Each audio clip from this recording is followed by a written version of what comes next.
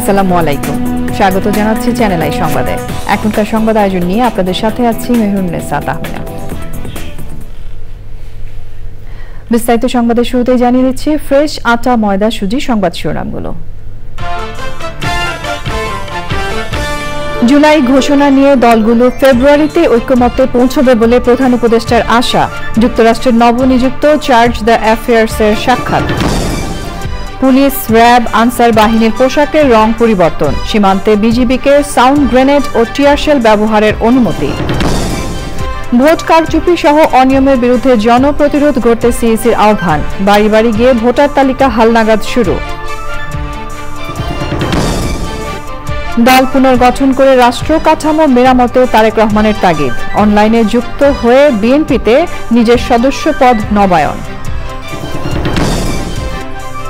দ্বিতীয়বারের মতো যুক্তরাষ্ট্রের প্রেসিডেন্ট হিসেবে ট্রাম্পের শপথ আজ। মার্কিন নীতির পরিবর্তনে প্রবাসী বাংলাদেশিদের নানা প্রত্যাশা।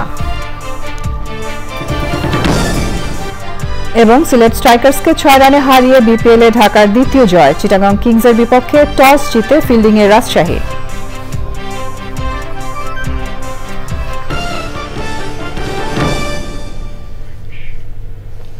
এছাড়াও নিটোল টাটা বিশেষ সংবাদে যা থাকছে।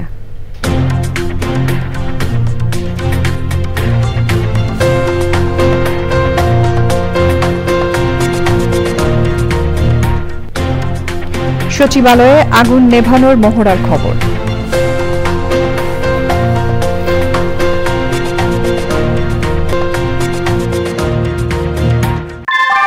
অনেকদিন থেকে আমার ইচ্ছা ছিল যে গিটার শিখবো।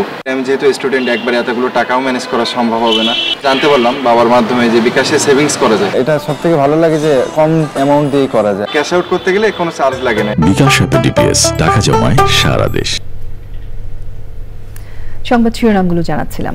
এখনকার এই সংবাদ আয়োজন একই সঙ্গে চ্যানেল আই এর ইউটিউব চ্যানেলে এবং চ্যানেল আই এর ওটিটি প্ল্যাটফর্ম আই স্ক্রিনে লাইভ স্ট্রিম হচ্ছে।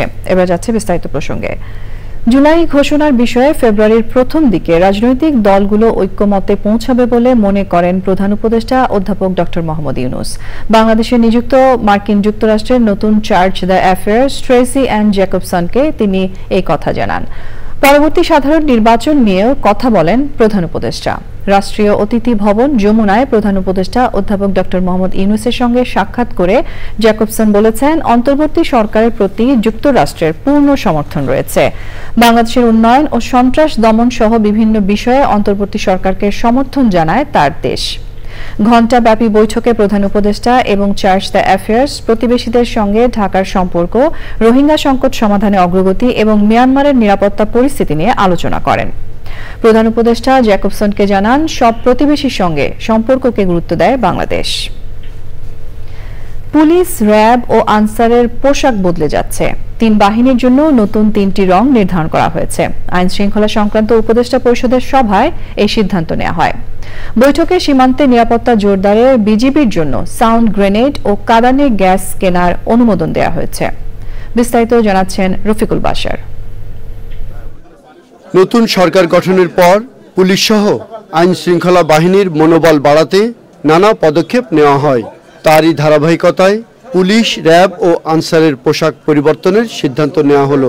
আইন শৃঙ্খলা সংক্রান্ত উপদেষ্টা পরিষদের সভা শেষে জানানো হয়, এখন থেকে পুলিশের পোশাক হবে লোহার রঙের, র্যাবের পোশাক হবে জলপাই আর আনসারের পোশাক হবে সোনালী গম রঙের। এই 3 বাহিনীর পোশাক পর্যায়ক্রমে পরিবর্তন করে নতুন রঙের পোশাক দেওয়া হবে। জনবান্ধব পুলিশ করতে মানসিকতা পরিবর্তনের সাথে দুর্নীতিও কমাতে হবে বলেন স্বরাষ্ট্র উপদেষ্টা। পোশাকের সাথে সাথে সবকিছু মন মানসিকতা সবকিছুরই পরিবর্তন দেয়। তো আমি বারবার একটা বলি, আপনারা কিন্তু একটা ক্ষেত্রে হলো সবচেয়ে বেশি জোর দেবেন, এই হলো দুর্নীতি। আপনারা যদি দেশ থেকে দুর্নীতিটা রোধ করতে পারেন, অনেক সমস্যারই সমাধান হয়ে যাবে। সীমান্তে নিরাপত্তা বাড়াতে বর্ডার গার্ড বাংলাদেশ, বিজিবির জন্য সাউন্ড গ্রেনেড ও কাঁদানে গ্যাস কেনা হচ্ছে। বিজিবি কেন তারা সাউন্ড গ্রেনেড মারে নাই বা কেন টিয়ার শেল মারে নাই বা এইগুলি তো বিজিবির কাছে নাই, যেহেতু বিজিবির কাছে তো সব লেথাল ওয়েপেন, এই জন্য তো ওটা তো তারা মারতে পারে নাই। এই জন্য আমরা তাদের এখনো পারমিশন দিয়ে দিয়েছি এবং খুব তাড়াতাড়ি এই জিনিসগুলি ক্রয় করা হবে। চাঁপাইনবাবগঞ্জে বিএসএফ এর কাছে আছে, কিন্তু আমাদের বিজিবির কাছে নাই। পরিস্থিতি হলো তারে ডিক্টেট করবে কোন সময় কোনটা ব্যবহার হবে। বর্তমানে বাংলাদেশে অবৈধভাবে 33,648 জন বিদেশি অবস্থান করছেন। 31শে জানুয়ারির পর অবৈধ নাগরিকদের বিরুদ্ধে ব্যবস্থা নেওয়া হবে। এর পরেও কেউ অবস্থান করলে কর্মরত প্রতিষ্ঠানের বিরুদ্ধেও ব্যবস্থা নেওয়া হবে বলে জানিয়েছেন স্বরাষ্ট্র উপদেষ্টা। Rafiqul Bashar, channel I, Dhaka. প্রধান নির্বাচন কমিশনার এএমএম নাসির উদ্দিন বলেছেন, মানুষের ভোটের অধিকার হারানোর আক্ষেপ ঘোচাতে চায় নির্বাচন কমিশন।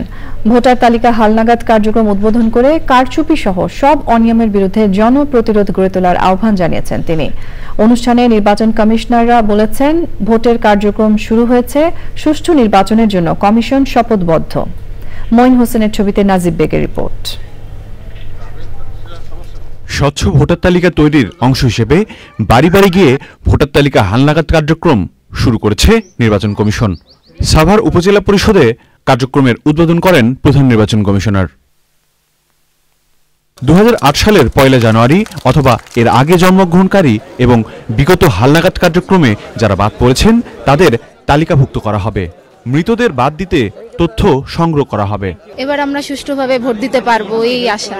তো আমার যে পছন্দের ক্যান্ডিডেট থাকবে তাকে যেন আমি ভোট দিতে পারি। ভোটার তালিকা হালনাগাদে যেন ত্রুটি না হয় সে বিষয়ে সতর্ক করেন কমিশনাররা। বাড়ি বাড়ি গিয়ে হালনাগাদ করি, যদিও বা আমরা বাড়ি বাড়ি যাই না, এই অভিযোগটা যেন শুনতে না হয়। আমি জানি এটা অনেক কঠিন, বাট চেষ্টা করতে হবে সর্বোচ্চ সংখ্যক মানুষের কাছে পৌঁছানো। সেবার মনোভাব নিয়ে তথ্য সংগ্রহ করবেন। কাজ করা আর সেবার মানসিকতা নিয়ে কাজ করা দুটি কিন্তু আলাদা। সিইসি বলেন, ভোটের নামে প্রহসন চায় না কমিশন, তবে অবাধ ও সুষ্ঠু নির্বাচনের জন্য জনগণের সহযোগিতা চান তিনি। ভোটের দিন যাতে কেউ আমাদের অধিকার হরণ করতে না পারে, কেউ যাতে ভোট কেন্দ্র দখল করতে না পারে, ভোটের বাক্স কেড়ে নিতে না পারে, আপনাকে অযাচিতভাবে ইনফ্লুয়েন্স করতে না পারে ভোটারদেরকে, সেইটা জনপ্রতিরোধ গড়ে তুলতে হবে আমাদের। আমরা কি এক হইতে পারি না যে আমার অধিকারটা রক্ষার জন্য আমরা এক হয়ে ভোট কেন্দ্র পাহারা দিব। ভোটার তালিকার স্বচ্ছতায় নাগরিকদের সচেতন হওয়ার আহ্বান জানান সিইসি। বাড়ি বাড়ি গিয়ে ভোটার তালিকা হালনাগাদের এই কার্যক্রম চলবে 3 ফেব্রুয়ারি পর্যন্ত। নির্বাচন কমিশন বলছে, সুষ্ঠু নির্বাচনের জন্য একটি স্বচ্ছ ভোটার তালিকা অপরিহার্য। তাই এই হালনাগাদ কার্যক্রম যেন নির্ভুল হয় সে বিষয়ে প্রয়োজনীয় নির্দেশনা দিয়েছে নির্বাচন commission. Najib beg, channel I, Savar. BNP নেতারা বলেছেন, শহীদ রাষ্ট্রপতি জিয়াউর রহমানের নীতি ও আদর্শ ধারণ করে তার গড়া দল সব ষড়যন্ত্র মোকাবেলা করে গণতন্ত্র পুনরুদ্ধারে কাজ করছে। রাজধানীতে বিভিন্ন অনুষ্ঠানে তারা অতি দ্রুত রাষ্ট্র সংস্কার করে নির্বাচনের মাধ্যমে গণতান্ত্রিক সরকার প্রতিষ্ঠার আহ্বান জানান। জাকি আক্তার রিপোর্ট। শহীদ রাষ্ট্রপতি ও বিএনপির প্রতিষ্ঠাতা জিয়াউর রহমানের 89তম জন্মবার্ষিকী ঘিরে নানা কর্মসূচি পালন করেছে বিএনপি। রাজধানীতে ড্যাবের আয়োজনে আলোচনায় দ্রুত নির্বাচন দেওয়ার তাগিদ দেন দলের নেতারা। অন্তর্বর্তীকালীন সরকারের কখনোই কোনোদিন সময়কাল অনির্দিষ্টকালের জন্য থাকে না। একটা সময় তাদের বেছে নিতে হয় এবং তারা যদি সম্মানের সাথে বিদায় নিতে হয় তাহলে জনগণের নির্বাচিত প্রতিনিধিদের কাছে ক্ষমতা হস্তান্তর করে বিদায় নিতে হয়। ঢাকা বিশ্ববিদ্যালয়ে জিয়াউর রহমান ফাউন্ডেশনের উদ্যোগে বৃক্ষরোপণ কর্মসূচিতে বিএনপি নেতারা বলেন, স্বৈরাচাররা জনকল্যাণে কাজ করে না বলেই জনগণ তাদের প্রতিহত করে। স্বৈরাচার যখন আসে সেই স্বৈরাচারের দ্বারা কখনোই আপনার মানুষের মঙ্গলের জন্য কোনো ভালো কাজ হতে পারে এটা কেউ বিশ্বাস করতে পারে না। ঢাকা মেডিকেল কলেজে 69-এর গণ অভ্যুত্থানে শহীদ আসাদের প্রতি শ্রদ্ধা জানিয়ে ষড়যন্ত্রের বিরুদ্ধে সবাইকে সজাগ থাকার আহ্বান জানান বিএনপির নেতারা। যত দ্রুত সম্ভব তারা নির্বাচনটা করবে এবং সেই নির্বাচনের মাধ্যমে জনগণের যে সরকার প্রতিষ্ঠার যে আকাঙ্ক্ষা জনগণের এবং শহীদের রক্তদান সেই আশা পূরণ হবে। দলের নেতারা বলেছেন, অন্তর্বর্তী সরকার নির্বাচনের রোডম্যাপ ঘোষণার পর দেশ গণতান্ত্রিক সরকার প্রতিষ্ঠার পথে এগিয়ে যাবে। Zakia Akter, channel I, Dhaka. বাংলাদেশ জামায়াতে ইসলামীর আমির ডাক্তার শফিকুর রহমান বলেছেন, বিগত 15.5 বছরে জাতির পাশাপাশি সংবাদ মাধ্যমের উপরও তাণ্ডব চালিয়েছিল ফ্যাসিস্ট সরকার। সংবাদ মাধ্যম ঠিকভাবে ভূমিকা পালন করলে ফ্যাসিবাদের শাসন জেকে বসতে পারত না বলেও মন্তব্য করেছেন তিনি। দৈনিক সংগ্রামের সুবর্ণ জয়ন্তী অনুষ্ঠানে আমার দেশ সম্পাদক মাহমুদুর রহমান বলেছেন, কোনো সরকারের আমলে লেখার অপরাধে যেন সাংবাদিকদের চাকরিচ্যুত করা না হয়। পরাগ আজিমের রিপোর্ট। দৈনিক সংগ্রাম প্রকাশনার 50 বছর পূর্তিতে বড় মগবাজারে পত্রিকাটির কার্যালয়ে শুভেচ্ছা বিনিময় ও আলোচনা অনুষ্ঠান। যোগ দেন রাজনীতিবিদ, সিনিয়র সাংবাদিক ও বিশিষ্টজনরা। শুভেচ্ছা বিনিময়ের পর বক্তৃতায় নিজেদের অনুভূতির কথা তুলে ধরেন তারা।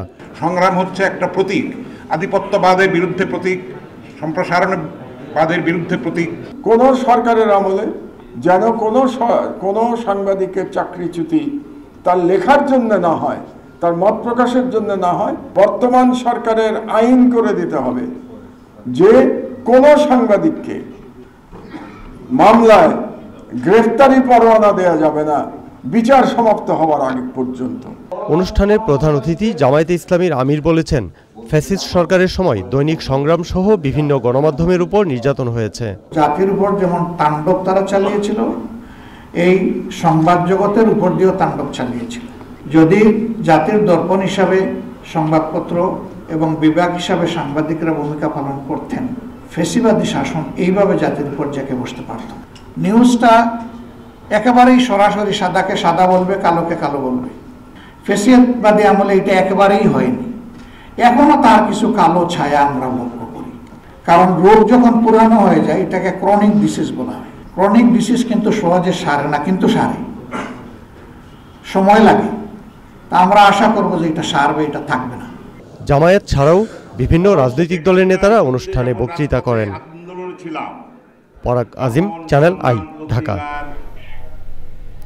জুলাই আগস্ট গণহত্যার মামলায় এসি তানজিল আহমেদ সহ 3 পুলিশ সদস্যকে কারাগারে পাঠানোর নির্দেশ দিয়েছেন আন্তর্জাতিক অপরাধ ট্রাইব্যুনাল। তাদের 2জনকে 5 মার্চ ও 1জনকে 3রা মার্চ আবারও হাজির করতে বলা হয়েছে। ট্রাইব্যুনালের এখতিয়ার চ্যালেঞ্জ করে আবেদনের উপর আদেশ হবে বুধবার। আন্তর্জাতিক অপরাধ ট্রাইব্যুনালের সংবাদ সর্বোচ্চ সতর্কতার সাথে প্রচারের আহ্বান জানিয়েছেন আদালত। মাজহারুল হক মান্নার রিপোর্ট। বৈষম্যবিরোধী ছাত্র আন্দোলনে রাজধানীর যাত্রাবাড়িতে কলেজ ছাত্র ইমাম হোসেন তাইম হত্যার অভিযোগে সহকারী পুলিশ কমিশনার তানজিল আহমেদ, গাজীপুরে কোনাবাড়িতে হৃদয় হত্যাকাণ্ডের পুলিশ কনস্টেবল আকরাম হোসেন ও উত্তরের একটি হত্যা মামলায় কনস্টেবল হোসেন আলীকে সকালে ট্রাইব্যুনালে হাজির করা হয়। ট্রাইব্যুনালের চেয়ারম্যান বিচারপতি মোহাম্মদ গোলাম মর্তুজা মজুমদারের নেতৃত্বে 3 সদস্যের বেঞ্চে শুনানি শেষে আদেশ দেন। একজন হচ্ছে কোনাবাড়ির ঘটনায় আপনারা যে হৃদয় কথা জানেন, হৃদয়কে যেভাবে মারা হয়েছিল, একদম চারিদিক দিয়ে ঘেরাও করে বুকে ঠেকিয়ে গুলি করা হয়েছিল, সেই মামলায় একজন আসামি, একজন যাত্রাবাড়ির ওখানকার অ্যাসিস্ট্যান্ট কমিশনার তানজিল, আরেকটা ছিল উত্তরার ঘটনায়, যাই হোক আমরা তার নাম আমরা বলছি না আপনাদের কাছে। এই 3 জনকে কারাগারে পাঠানোর আদেশ দেওয়া হয়েছে। একই দিন আন্তর্জাতিক অপরাধ ট্রাইব্যুনালের এখতিয়ার চ্যালেঞ্জ করে করা আবেদনের ওপর শুনানি হয়েছে। একটা পলিটিক্যাল বিষয় ছিল, এটা কোনো যুদ্ধ ছিল না, স্বাধীনতার যুদ্ধ ছিল না, এটা হচ্ছে একটা একদম নিরেট একটা পলিটিক্যাল কনফ্লিক্ট। না করা যাবে না।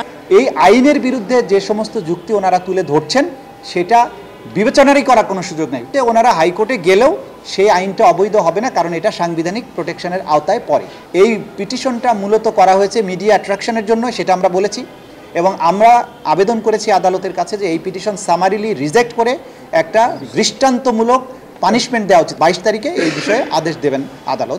আন্তর্জাতিক অপরাধ ট্রাইব্যুনালের সংবাদ গণমাধ্যমে সর্বোচ্চ সতর্কতার সাথে প্রচার করতে বলেছেন আদালত। মাজহারুল হক মান্না, চ্যানেল আই, ঢাকা। জুলাই গণ অভ্যুত্থানে শহীদ আবু সাইদ হত্যা মামলা তদন্তে রংপুর গেছে আন্তর্জাতিক অপরাধ ট্রাইব্যুনালের 8 সদস্যের প্রতিনিধি দল। সকালে প্রসিকিউটর ব্যারিস্টার SM মইনুল করিমের নেতৃত্বে বেগম রোকেয়া বিশ্ববিদ্যালয়ের সামনে যেখানে আবু সাইদকে গুলি করা হয় সেই স্থানটি পরিদর্শন করেন তারা। আবু সাইদ চত্বরের চায়ের দোকান সহ আশেপাশের দোকানপাটে যান তদন্তকারীরা। এরপর বেগম রোকেয়া বিশ্ববিদ্যালয়ের উপাচার্য শওকত আলী, শিক্ষক, শিক্ষার্থী ও সাংবাদিকদের সঙ্গে আবু সাইদ হত্যার বিষয়ে কথা বলেন ব্যারিস্টার SM মইনুল করিম। তিনি জানান, যত দ্রুত সম্ভব আবু সাইদ হত্যা মামলার বিচার শুরু করা হবে, তবে সময়সীমা বেঁধে দেওয়া হলে ন্যায় বিচার প্রতিষ্ঠা বাধাগ্রস্ত হবে। এক সপ্তাহ আগে আবু সাইদের এটা আমাদের ট্রাইব্যুনালে অভিযোগ এসেছে। মাননীয় চিফ প্রসিকিউটর মহোদয় আমাদেরকে পাঠিয়েছেন, আমি সহ আমাদের সাথে আমাদের যে আলাদা তদন্ত সংস্থা তাদের 12 জনের একটা টিম আমরা এসেছি। আমরা এখানে আরও একদিন থাকব। আবু সাইদ সহ যারা এখানে শহীদ হয়েছে তাদের এই ঘটনাগুলো আমরা তদন্ত করে সত্যতা যাচাই করে তথ্য উপাত্ত সংগ্রহ করে আমরা এখান থেকে যাব। আগামী বর্ষার আগেই চট্টগ্রাম শহরের জলাবদ্ধতা নিরসনে দৃশ্যমান উন্নয়ন দেখতে চায় অন্তর্বর্তী সরকার। এই বিষয়ে প্রকল্প সংশ্লিষ্টদের 4 মাসের সময় বেঁধে দেন তিনি 3 উপদেষ্টা। একই সাথে পাহাড় কাটা বন্ধে শ্রমিক নয় মালিকদের গ্রেফতারে কঠোর নির্দেশ দেন পরিবেশ উপদেষ্টা। চৌধুরী ফরিদের রিপোর্ট। হাজার কোটি টাকার প্রকল্প নিলেও কেন জলাবদ্ধতা নিরসন হচ্ছে না তা সরেজমিন দেখতে প্রধান উপদেষ্টার নির্দেশে চট্টগ্রামে আসেন অন্তর্বর্তী সরকারের 3 উপদেষ্টা। পরে মতবিনিময় সভায় জলাবদ্ধতা নিরসনে খাল নালা দখল মুক্তের পাশাপাশি পাহাড় খেকুদের রুখতে বিভিন্ন পরামর্শ তুলে ধরেন বক্তারা। যাদেরকে আপনারা উৎখাত করেছেন তাদেরকে এখনো টাকা দিতে পারেন, এই টাকা দিতে না পারলে পরে এটার কার্যকাল আরো দীর্ঘায়িত হবে। মহেশখাল যদি সংস্কার করি, ওই জায়গাটা আমি যদি ক্লিয়ার না করি তাহলে এই পানিটা যাবে না। উপদেষ্টারা বলেন, এবছরের মধ্যে নগরীর জলাবদ্ধতা নিরসনে দৃশ্যমান উন্নয়ন দেখতে চায় সরকার। পাহাড় কাটা বন্ধ করার জন্য জেলা প্রশাসন এবং বিভাগীয় প্রশাসনকে খুব নির্দেশ দেওয়া হবে। যিনি ফেল করবেন তাকে কিন্তু এটার দায় নিতে হবে। সমন্বিত করে একটা ব্যবস্থায় যেতে চাই, যেখান থেকে আমরা এই যে জলাবদ্ধতা বিষয় থেকে একটা উল্লেখযোগ্য পরিমাণ পরিত্রাণ যাতে আমাদের হয়। পাহাড় কাটতে গেলে ওনারা ধরে হচ্ছে শ্রমিকদেরকে, গরিব শ্রমিকদেরকে ধরে লাভ কি? পাহাড়ের মালিককে ধরে আনেন, পাহাড়ের মালিককে গ্রেফতার করতে পারেন না? না পারার কি আছে? 2-1টা মালিক গ্রেফতার করেন, পাহাড় কাটা বন্ধ হয়ে যাবে। জলাবদ্ধতা নিরসন প্রকল্পের কাজ আগামী জুনের মধ্যে শেষ হবার কথা থাকলেও এ পর্যন্ত প্রকল্পের কাজ শেষ হয়েছে 76%। Chowdhury Farid, channel I, Chittagong. Donald Trump দ্বিতীয়বারের মতো যুক্তরাষ্ট্রের প্রেসিডেন্টের দায়িত্ব নেয়ার পর অভ্যন্তরীণ ও আন্তর্জাতিক ক্ষেত্রে মার্কিন নীতি কি হয় তা জানার অপেক্ষায় সারা বিশ্বের মানুষ। প্রবাসী বাংলাদেশিদেরও রয়েছে নানা প্রত্যাশা। নিউ ইয়র্ক থেকে রাশেদ আহমেদের পাঠানো তথ্য ভিডিও চিত্র নিয়ে সুদীপ্তা মাহমুদের রিপোর্ট। যুক্তরাষ্ট্রের 47তম প্রেসিডেন্ট ডোনাল্ড ট্রাম্পের আগামী পদক্ষেপ কী হবে তা নিয়ে চলছে জল্পনা কল্পনা। প্রবাসী বাংলাদেশিদের আলোচনার কেন্দ্রবিন্দুতেও ট্রাম্প। আমরা আশা করি উনি আমাদের দেশকে অনেক দূরে নিয়ে যাবেন। আমাদের বাঙালিদের যারা আমরা এই দেশে থাকি, আমাদের অনেক আশা যে ডোনাল্ড ট্রাম্প আমাদের অনেক ইকোনমিক অবস্থা, বিভিন্ন সমস্যার সমাধান উনি এনে দেবেন। বাংলাদেশের মানুষরা ডোনাল্ড ট্রাম্পকে ভোট দিয়েছে এবং আগামী দিনে তার নিকট আমাদের প্রত্যাশা সারা বিশ্বের যত অনাচার আছে সেগুলি বন্ধ হবে, সেটাই আমরা আশা করি। ট্রাম্পের দায়িত্ব গ্রহণের পর কি হবে এ নিয়ে আনডকুমেন্টেড প্রবাসীদের শঙ্কায় না থেকে প্রয়োজনীয় পদক্ষেপ নেওয়ার আহ্বান জানিয়েছেন আইনজীবীরা। যারা এই দেশে আসার পরে কোনো মামলা ফাইল করে নাই তাদের একটু ভয়ের কারণ আছে, যারা ক্রিমিনালি কনভিক্টেড তাদের ভয়ের কারণ আছে, যারা এই দেশের থেকে ডিপোর্ট হয়ে গেছে এবং এই দেশ থেকে বিতাড়িত হয় নাই তাদের ভয়ের কারণে তাদেরকে আমি অনুরোধ করবো, আমরা আত্মীয়স্বজন আছে, বন্ধুবান্ধব, তাদের সাথে একটু শেয়ার করবেন, বিপদ হলে আপনাদেরকে যেন তারা সহায়তা করতে পারে। ভিসা প্রক্রিয়া সহজ করা সহ অভিবাসীদের অনুকূলে আইন করার প্রত্যাশায় প্রবাসীরা। ডোনাল্ড ট্রাম্পের মেয়াদে বাংলাদেশ যুক্তরাষ্ট্র সম্পর্ক আরও বন্ধুত্বপূর্ণ হবে বলে আশা করছেন তারা। Sudipta Mahmud, channel I. এবারে জানাবো বিপিএল এর আপডেট। এসো দেশ বদলাই, পৃথিবী বদলাই, আবার এলো বিপিএল, এলো BPL. Bangladesh premier league BPL এর দ্বিতীয় ম্যাচে মুখোমুখি হয়েছে স্বাগতিক চিটাগং কিংস ও দুর্বার রাজশাহী। ম্যাচের আগে অধিনায়ক পরিবর্তন করেছে রাজশাহীর franchise.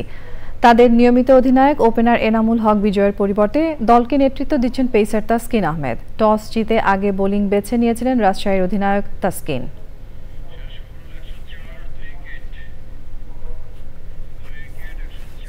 Was right, I thought, because short third man was quite square. Any bat would have been a boundary. Twiller was gone, 104. শেষ খবর পাওয়া পর্যন্ত চিটাগং কিংসের সংগ্রহ 2 উইকেটে 104 রান। বিপিএল এর এবারের আসরে দ্বিতীয় ম্যাচ জিতেছে ঢাকা ক্যাপিটাল। প্লে অফের লড়াই থেকে প্রায় ছিটকে পড়া ঢাকা দারুণ উপভোগ্য ম্যাচে 6 রানে সিলেট স্ট্রাইকার্সকে হারিয়ে প্রথম লেগে হারের প্রতিশোধ নিয়েছে। চট্টগ্রামের জহুর আহমেদ চৌধুরী স্টেডিয়ামে লিটন কুমার দাসের হাফ সেঞ্চুরিতে ঢাকা 20 ওভারকে করে 6 উইকেটে 196 রান। চ্যাম্পিয়ন্স ট্রফির জন্য গড়া বাংলাদেশ দল থেকে বাদ পড়ার পর সেঞ্চুরি হাঁকানো লিটন এই ম্যাচেও 48 বলে খেলেছেন 70 রানের ইনিংস। পেরেরার সঙ্গে তিনি গড়েন 85 রানের পার্টনারশিপ। অধিনায়ক থিসারা পেরেরা করেছেন 17 বলে 37 রান। জবাবে 20 ওভারে 7 উইকেট হারিয়ে 190 রানের বেশি করতে পারেনি সিলেট। শেষ ওভারে জেতার জন্য স্ট্রাইকার্সের প্রয়োজন ছিল 23 রান। মুস্তাফিজের করা ওভারের প্রথম 2 বলে আফগান ব্যাটার সামিউল্লাহ শিনওয়ারি 10 রান নিলেও শেষ পর্যন্ত দলকে জেতাতে পারেননি তিনি।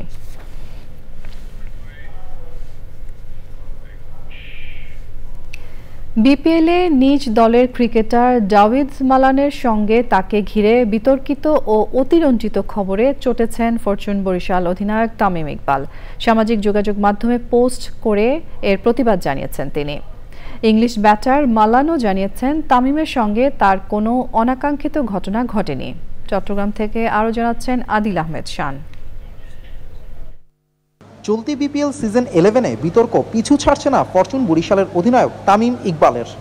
মাঠে নানা ঘটনার সাথে জড়িয়ে পড়া গণমাধ্যমে প্রকাশিত নানা সংবাদকে অতিরঞ্জিত বলে মনে করেন বাংলাদেশের এই batting legend.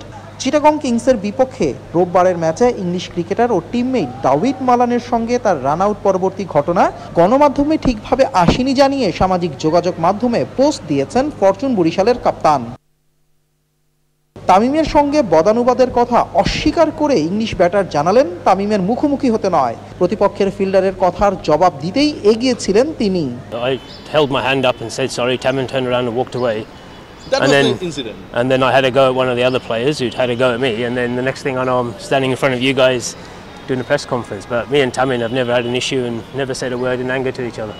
The media likes to make a story, and I guess whenever Tamim is involved, it always gets more headlines, and people like to throw him under the bus. But no, me and Tamim have never had an argument in our life. অধিনায়ক তামিমের প্রশংসা করেছেন এই English cricketer.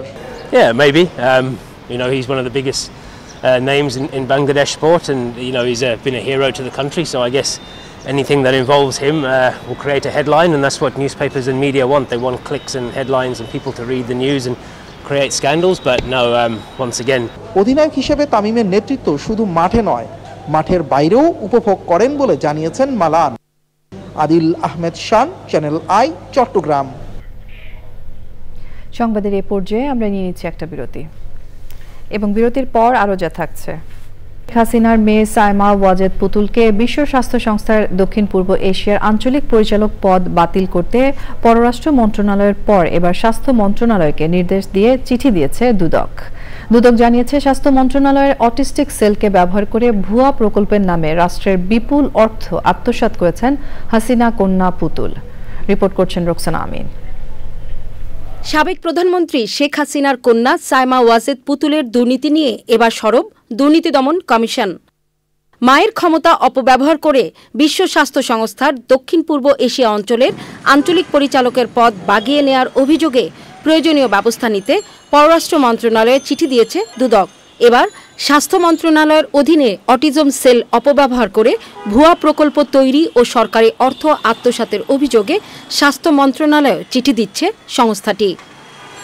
এছাড়া পুতুলের বিরুদ্ধে সূচনা foundation নামে একটি প্রতিষ্ঠান খুলে সামাজিক ব্যবসায়িক বিভিন্ন প্রতিষ্ঠান থেকে অবৈধ অর্থ হাতিয়ে নেওয়ার অভিযোগেরও তদন্ত করছে দুদক। অবৈধ সম্পদ অর্জন সহ ব্যাংকে অস্বাভাবিক লেনদেনের অভিযোগে মামলা হয়েছে কুমিল্লা ৬ আসনের সাবেক এমপি আকম বাহাউদ্দিন বাহার ও তার স্ত্রীর বিরুদ্ধে। সংসদ সদস্য হিসেবে দায়িত্ব পালনকালে নিজ ক্ষমতার অপব্যবহারপূর্বক ঘুষ ও দুর্নীতির মাধ্যমে জ্ঞাত আয়ের উৎসের সাথে অসঙ্গতিপূর্ণ ৬৭ কোটি ৪৩ লক্ষ টাকারও বেশি মূল্যের সম্পদের মালিকানা অর্জন এবং ২৯টি ব্যাংক হিসাবে জ্ঞাত আয়ের সাথে অসঙ্গতিপূর্ণ ২৫৮ কোটি টাকারও বেশি অস্বাভাবিক ও সন্দেহজনক লেনদেনের মাধ্যমে অপরাধলব্ধ অবৈধ অর্থ জ্ঞাত সারে হস্তান্তর, স্থানান্তর ও রূপান্তর করায় একটি মামলা রুজু করা হয়েছে। কুমিল্লা সিটি কর্পোরেশনের সাবেক মেয়র তাহসিন বাহার সূচনার বিরুদ্ধেও মামলা করেছে দুদক। রোকসানা আমিন, চ্যানেল আই, ঢাকা। আটকে রাখা বাংলাদেশি 4 কার্গো জাহাজের মধ্যে 2টি ছেড়ে দিয়েছে মিয়ানমারের বিদ্রোহী গোষ্ঠী আরাকান আর্মি। বিষয়টি নিশ্চিত করেছে টেকনাফ স্থলবন্দর কর্তৃপক্ষ। মিয়ানমারের রাখাইন রাজ্যে চলমান সংঘাতের কারণে টেকনাফ স্থলবন্দরের স্বাভাবিক কার্যক্রমে স্থবিরতা কাজ করছে। কক্সবাজার প্রতিনিধি সরওয়ার আজম মানিকের পাঠানো তথ্য ভিডিওচিত্রে সাদি মাহমুদের রিপোর্ট। মিয়ানমারের ইয়াঙ্গুন থেকে পণ্য নিয়ে টেকনাফ স্থলবন্দরের উদ্দেশ্যে আসা 4টি কার্গো জাহাজ নাফ নদীতে তল্লাশির নামে জিম্মি করেছিল মিয়ানমারের বিদ্রোহী গোষ্ঠী আরাকান আর্মি। এগুলোর মধ্যে শনিবার প্রথম দফায় জিম্মি থাকা একটি জাহাজ ছেড়ে দিয়েছিল তারা। দ্বিতীয় দফায় ছেড়ে দিল আরও 2টি জাহাজ। এগুলো টেকনাফ স্থলবন্দরে পৌঁছালেও এখনও তাদের হেফাজতে রয়েছে আরও একটি। দুই দেশের ব্যবসায়ীদের ব্যবসায়িক স্বার্থ এবং রাজস্বের সার্বিক দৃষ্টিকোণ থেকে যদি আমরা চিন্তা করি যে বোটগুলা নির্বিঘ্নে আসার জন্য আমাদের দেশের নাব্যতা সংকট নিরসন অতি দ্রুত দরকার। আরাকান আর্মি চেক করার জন্য নিয়ে গেছে, চেক করার পরে 2টা চেক হয়ে গেছে, 2টা পাঠিয়ে গেছে, আরেকটা ওইখানে আছে, ওইটা চেক করার পরে ওনার 2টা পাঠাবে। জাহাজ ফেরত পাওয়ার পর ব্যবসায়ীদের মাঝে স্বস্তি ফিরলেও আতঙ্ক কাটেনি। তারা কোনো যোগাযোগ করে নাই, শুধু তারা আমাদের ইয়াঙ্গুনে যে যারা মালগুলো আমাদের সাথে আমাদের ইয়াঙ্গুনের ফাটি তাদের থেকে তারা কথাবার্তা বলে চেকিংয়ের জন্য বলে তারা ছেড়ে দিচ্ছে। আমাদের এই কাস্টম, আমাদের শ্রমিক, আমাদের সেনা স্টাফরা সবাই অস্তিত্বের মধ্যে আছি। ঠিকমতো যদি মাল আসে আমাদের বন্দরের কর বৃদ্ধি পাবে। কার্গো জাহাজগুলোতে 50,000 বস্তা শুটকি, সুপারি, কফি সহ আনুমানিক 20 থেকে 30 কোটি টাকার মালামাল ছিল। সাদি মাহমুদ, চ্যানেল আই। ভারতের পশ্চিমবঙ্গের আরজি কর হাসপাতালে চিকিৎসক ধর্ষণ ও খুনের মামলায় সিভিক ভলান্টিয়ার সঞ্জয় রায়কে আমৃত্যু কারাদণ্ড দিয়েছেন আদালত। এছাড়া নিহতের পরিবারকে 17 লাখ রুপি ক্ষতিপূরণ দিতে পশ্চিমবঙ্গ সরকারকে নির্দেশ দিয়েছেন বিচারক। গত বছরের আগস্টে চিকিৎসককে ধর্ষণ ও হত্যার ঘটনায় পুরো ভারত জুড়ে আলোড়ন সৃষ্টি হয়। ঘটনার বিচার চেয়ে কয়েক মাস উত্তাল ছিল পশ্চিমবঙ্গ। আদালতের রায়ের পর সিবিআই এর তদন্ত নিয়ে হতাশা প্রকাশ করেছে নিহত চিকিৎসকের পরিবার। রায়ের প্রতিক্রিয়ায় পশ্চিমবঙ্গের মুখ্যমন্ত্রী মমতা বন্দ্যোপাধ্যায় বলেছেন, রাজ্য সরকারের হাতে মামলা থাকলে এই ঘটনায় আগেই ফাঁসির আদেশ হতো। এবারে রয়েছে নিটল টাটা বিশেষ সংবাদ।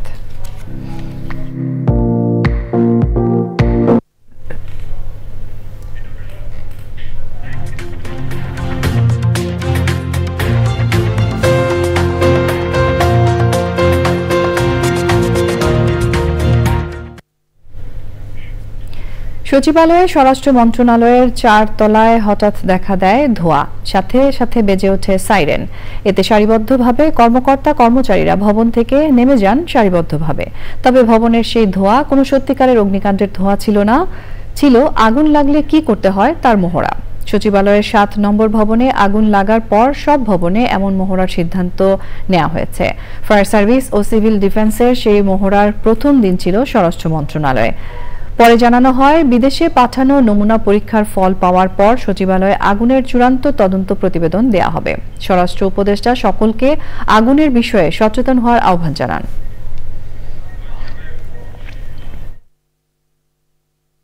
সচিবালয়ের যারা আছে তাদের সচেতনতা বাড়ানো হবে এবং আমাদের পুরা দেশবাসীও এই অগ্নির ব্যাপারে কিভাবে সচেতনতা বাড়া যায় এই জন্য আমরা চেষ্টা করতেছি। এবারে রয়েছে কৃষি সংবাদ।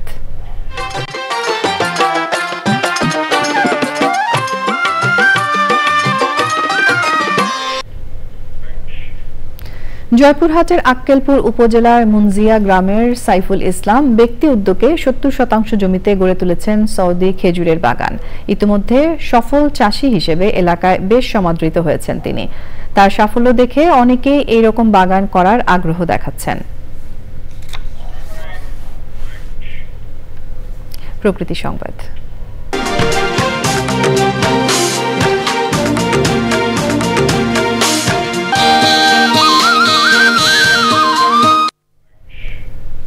টেকসই উন্নয়ন, সাম্য ও সামাজিক ঐক্যের জন্য আন্তর্জাতিক উদ্যোগ গ্রহণ করা জরুরি বলে মন্তব্য করেছেন পরিবেশ, বন ও জলবায়ু পরিবর্তন উপদেষ্টা সৈয়দা রিজওয়ানা হাসান। রাজধানীর হোটেল ইন্টারকন্টিনেন্টালে USAID host and impacted community resilience activity শীর্ষক কর্মসূচিতে তিনি এই কথা বলেন। পরিবেশ উপদেষ্টা আরও বলেন, কক্সবাজার ও পার্বত্য এলাকার বহুমুখী পণ্য যেমন বাঁশ, বেত, হস্তশিল্প, মধু ও পাহাড়ি ফল দেশের বাজারে প্রসারে সমন্বিত উদ্যোগ প্রয়োজন। অনুষ্ঠানে যোগ দিয়ে US chargé d' affaires Tracey Ann Jacobson বলেছেন, জলবায়ু পরিবর্তন জনিত ঝুঁকিতে থাকা জনপদে টেকসই উন্নয়ন নিশ্চিতে যুক্তরাষ্ট্র বাংলাদেশকে সহায়তা করতে অঙ্গীকারবদ্ধ।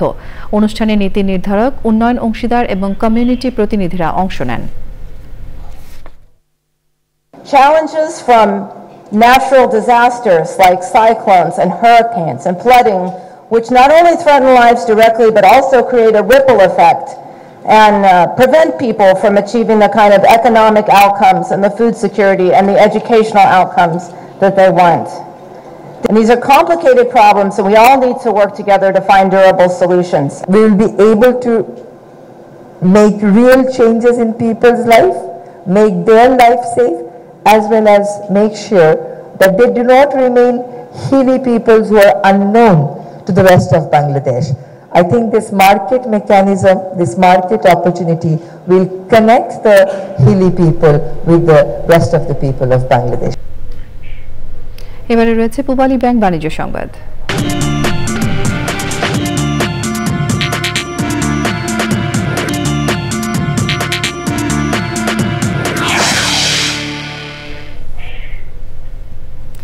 যুক্তরাষ্ট্রের নবনির্বাচিত প্রেসিডেন্ট ডোনাল্ড ট্রাম্প এবং ফার্স্ট লেডি মেলেনিয়া ট্রাম্প নিজেদের নামে আলাদা আলাদা ক্রিপ্টোকারেন্সি চালু করেছেন। এর মধ্যে ওই ক্রিপ্টোকারেন্সি দুটি আকাশ ছোঁয়া দামে পৌঁছে গেছে। যুক্তরাষ্ট্রের ৪৭তম প্রেসিডেন্ট হিসেবে দায়িত্ব গ্রহণের প্রস্তুতি নেওয়ার সময় ট্রাম্প তার নিজের নামে একটি কয়েন প্রকাশ করেছেন। শুক্রবার রাতে চালুর পর কয়েক ঘন্টার মধ্যেই ট্রাম্পের নামে থাকা ওই ক্রিপ্টোকারেন্সির মোট বাজার মূল্য $৮৭০ কোটি ছাড়িয়েছে, আর মেলেনিয়ার নামে চালু করা ক্রিপ্টোকারেন্সির বাজার মূল্য প্রায় $১৩০ কোটি। সংবাদের এই পর্যায়ে আমরা নিয়ে নিচ্ছি আরও একটা বিরতি, এবং বিরতির পর খেলার খবরে যা থাকছে।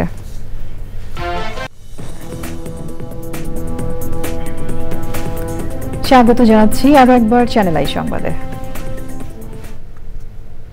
বিএনপির ভারপ্রাপ্ত চেয়ারম্যান তারেক রহমান বলেছেন, দলকে পুনর্গঠন করে রাষ্ট্রীয় কাঠামো মেরামত করতে হবে। গুলশানে বিএনপির সদস্য পদ নবায়ন কর্মসূচিতে ভার্চুয়ালি যুক্ত হয়ে নিজের সদস্য পদ নবায়ন করে তিনি বলেন, ঐক্যবদ্ধভাবে সবাই যেভাবে স্বৈরাচারের পতন ঘটিয়েছে সেভাবেই ঐক্যবদ্ধ হয়ে দলকে পুনর্গঠন করে রাষ্ট্র কাঠামো নির্মাণে ৩১ দফা বাস্তবায়ন করতে হবে। রাহুল রায় রিপোর্ট। চেয়ারপারসনের গুলশান কার্যালয়ে বিএনপির সদস্যপদ নবায়ন কর্মসূচি শুরু হয়েছে। লন্ডন থেকে ভার্চুয়ালি যুক্ত হন দলের ভারপ্রাপ্ত চেয়ারম্যান তারেক রহমান। নিজ হাতে ফরম পূরণ করে চাঁদা দিয়ে সদস্যপদ নবায়ন করেন তিনি। কর্মসূচির উদ্বোধন করে তিনি বলেন, ঝড়ের পর এবার রাষ্ট্র আর দলকে পুনর্গঠন করতে হবে। সমগ্র দেশের উপর দিয়ে একটি ঝড় প্রবাহিত হয়েছে, দেশটাকে লন্ডভন্ড করে দিয়েছে, প্রত্যেকটা সেক্টরকে লন্ডভন্ড করে দেওয়া হয়েছে। আমরা এই ঝড়ে আমাদের বহু সহকর্মীকে হারিয়েছি, রাজনৈতিকভাবে অনেকজনকে হারিয়েছি, প্রাকৃতিকগত কারণভাবে অনেকজন বিভিন্ন কারণে হয়তো সরে গিয়েছে রাজনীতি থেকে। আমরা সেই জন্য দলকে আবার পুনর্গঠিত করব। যেই মানুষগুলো এত ঝড়ের পরেও দলটিকে ধরে রেখেছে, যেই মানুষগুলোর কারণে আজ আমরা আমাদের অবস্থান থেকে আমাদের কথাগুলো বলতে পারছি, সেই মানুষগুলোকে আবার আমরা একত্রিত করতে চাই। নেতাকর্মী সবাইকে ঐক্যবদ্ধ থাকার কথা বলেছেন তারেক রহমান। এই রাষ্ট্রটিকে পালিয়ে যাওয়া স্বৈরাচার অনেক পিছনে নিয়ে গেছে, ধ্বংস করে দিয়েছে বিভিন্ন জায়গাগুলো। কাজেই আমাদেরকে যদি পুনর্গঠিত করতে হয়, আমাদের সেই রকম মানুষ দরকার, সেই রকম মানুষগুলোকে আমাদের বের করে নিয়ে আসতে হবে। আমরা আমাদের দলের হাজারো লক্ষ নেতাকর্মীকে নিয়ে আমরা স্বৈরাচার মুক্তি আন্দোলনে ঝাঁপিয়ে পড়েছিলাম, ঠিক একইভাবে আসুন আজ আমরা আবার দলকে পুনর্গঠিত করার জন্য। কারণ এই দলকে পুনর্গঠিত, যত শক্তিশালী পুনর্গঠিত ঐক্যবদ্ধ আমরা করতে পারবো, আমরা আগামী দিনে আমাদের 31 দফার মাধ্যমে রাষ্ট্রকে তত দ্রুত আমরা মেরামত করতে পারবো। ভারপ্রাপ্ত চেয়ারম্যানের সঙ্গে দলের মহাসচিব সহ স্থায়ী কমিটির সদস্যরাও সদস্যপদ নবায়ন করেন। আমি মনে করি আমাদের রাজনৈতিক নেতা যারা আমরা নেতৃত্ব করছি, আমি জানি না আমাদের চেয়ারম্যান সাহেব এই বিষয়ে উদ্যোগ নেবেন, এখন পর্যন্ত যতগুলো ভালো কাজ হয়েছে তিনি উদ্যোগ নিয়েছেন। আমার মনে হয় কাজটা তাকে উদ্যোগ নিতে হবে, এখন কম্পালসারি করতে হবে প্রত্যেকটি উপজেলা এবং জেলাতে রাজনৈতিক প্রশিক্ষণ, এটা খুব জরুরি করতে হবে। রাজধানীর নয়াপল্টনে কেন্দ্রীয় কার্যালয়ে পাওয়া যাবে সদস্যপদ নবায়নের ফর্ম। প্রতিটি জেলা ও থানা পর্যায়ে চলবে এই সদস্য নবায়ন কর্মসূচি। রাহুল রায়, চ্যানেল আই, ঢাকা। দৈনিক ভোরের কাগজ পত্রিকা বন্ধ, কর্মীদের বেতন ভাতা না দেওয়ার প্রতিবাদে মানববন্ধন ও বিক্ষোভ করেছেন প্রতিষ্ঠানের কর্মীরা। পত্রিকা অফিসের নিচে আয়োজিত এই মানববন্ধনে ভোরের কাগজের প্রধান প্রতিবেদক খন্দকার কাউসার বলেন, নিয়মিত বেতন ভাতা না দিয়ে পত্রিকা বন্ধ করে দিয়েছে কর্তৃপক্ষ। ভোরের কাগজ গেল 15 বছর ধরে 8ম ওয়েজ বোর্ড বাস্তবায়নের কথা বলে বিজ্ঞাপন সহ সব সুযোগ সুবিধা হাতিয়ে নিয়েছে। 15 বছরে মাত্র 3টি ইনক্রিমেন্ট দেয় ভোরের কাগজ। গত কয়েক মাসের বেতন বন্ধ রয়েছে। পাওনা টাকা আদায় না হলে আগামীকাল জাতীয় প্রেস ক্লাবে বৃহত্তর কর্মসূচির ঘোষণা দেন পত্রিকাটির কর্মীরা।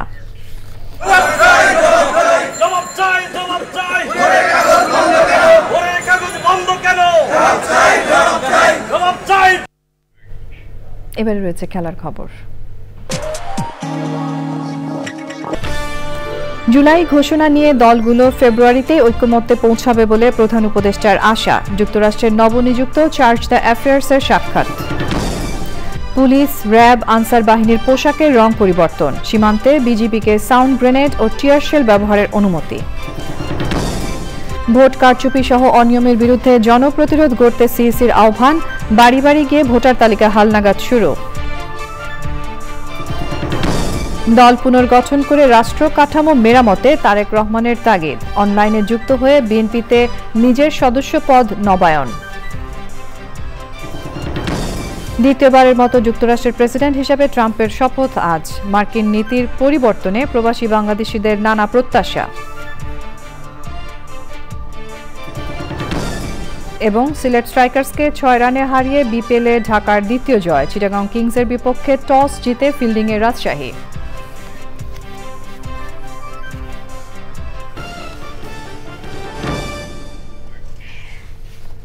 প্রিয় দর্শক, এরই সঙ্গে শেষ করছি আমাদের এখনকার সংবাদ আয়োজন। ধন্যবাদ এতক্ষণ আমাদের সঙ্গে থাকার জন্য।